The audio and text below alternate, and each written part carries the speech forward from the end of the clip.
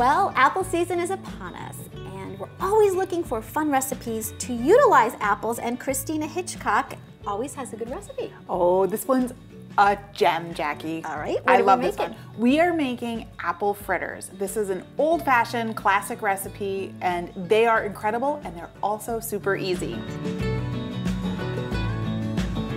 So we're gonna start with 3 Honeycrisp apples. So if you wanna start peeling those, then we'll get them cut up and get them in the batter. Well, the Honeycrisp are used for their particular taste. Is that why we're doing those? I like Honeycrisp because they're sweet, they're juicy, they have a great apple flavor, and they hold up good in the batter, so they're not going to fall apart when you cook them.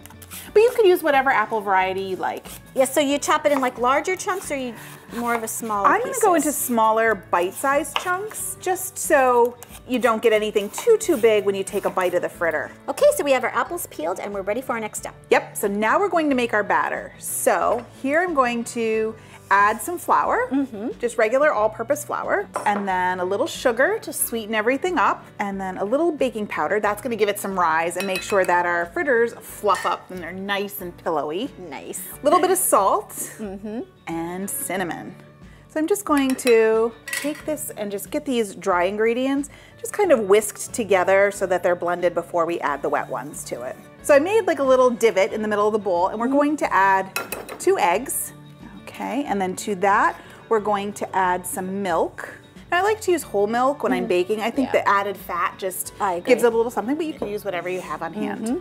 And then a little bit of applesauce. And here's a little trick for this. I just use the single serving packets because we don't eat a lot of applesauce around here now that my son's older. Yeah, you know, it's not a staple. I need about a 1/4 cup, so it's almost a full container. And then we'll just whisk that all together until we start to get a nice batter together.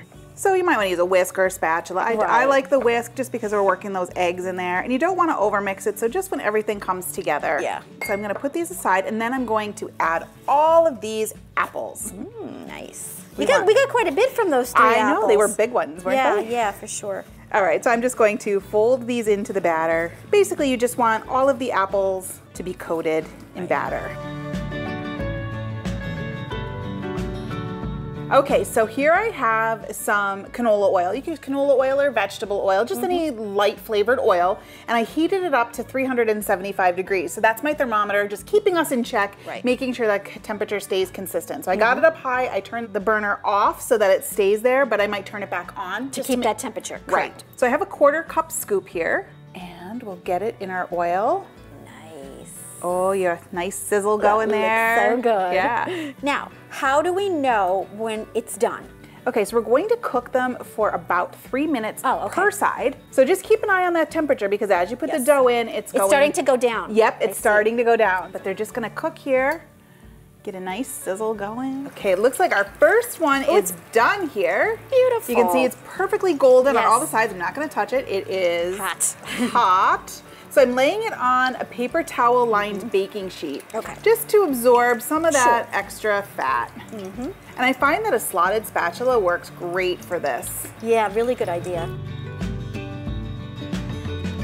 Christina, they look beautiful, but we're not done. We're not done. What's next? One more step. We need to make the glaze. Ooh. So very simple glaze. I have some powdered sugar here. I'm gonna sift it. Not absolutely necessary, but I just want to get all those lumps out. So it's an extra step, but worth it. I figure it's worth it. This doesn't take long. So to this, we're going to add some milk to make that glaze, and then a little bit of vanilla.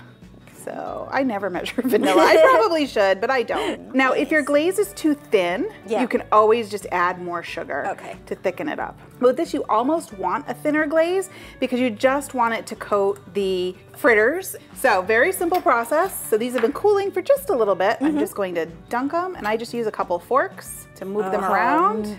This is gonna be amazing. And then we'll just move the next one in and work our way across this sheet. I mean, they're a nice size too. So you notice as it sits here, the glaze kind of soaks right into the fritter. Yes, yes. Yeah, so that's why we need that second coating. Okay. Now I have them sitting on a baking rack on top of a rimmed baking sheet. That just will catch any drips as the glaze comes off. So then they'll just have to hang out until this glaze just firms up a little bit. Okay. Or if you can't control yourself, by all means, dive in. No judgment.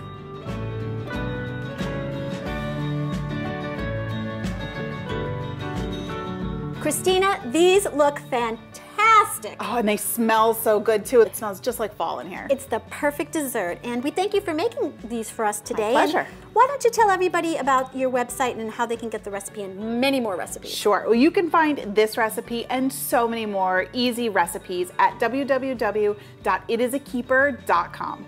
Excellent. And thanks again, and thanks for helping us celebrate fall. You're welcome, Jackie.